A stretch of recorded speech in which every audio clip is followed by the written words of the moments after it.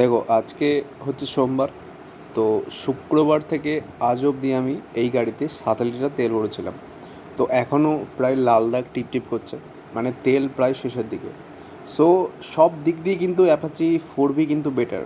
সব গাড়ির দিক দিয়ে 160-এর যতগুলো ভ্যারাইটিস আছে, যতগুলো ভেরিয়েন্ট আছে, সবের মধ্যে কিন্তু সেরা সেরা হচ্ছে অ্যাপাচি 164V।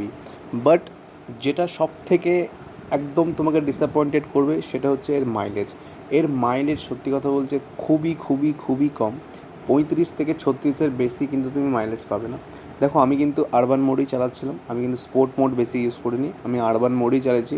মিনিমাম স্পিড 60 থেকে 70-এর মধ্যে রেখেছি, হয়তো 70 যায়নি, 50 থেকে 60। বাট আমি হাইওয়ে চালিয়েছি, আরবান রোডেও চালিয়েছি, সবে ট্রাই করেছি। বাট 35 থেকে 36 বেশি কিন্তু মাইলেজ কোনো মতেই এর থেকে বেশি তুমি বার করতে পারবে না।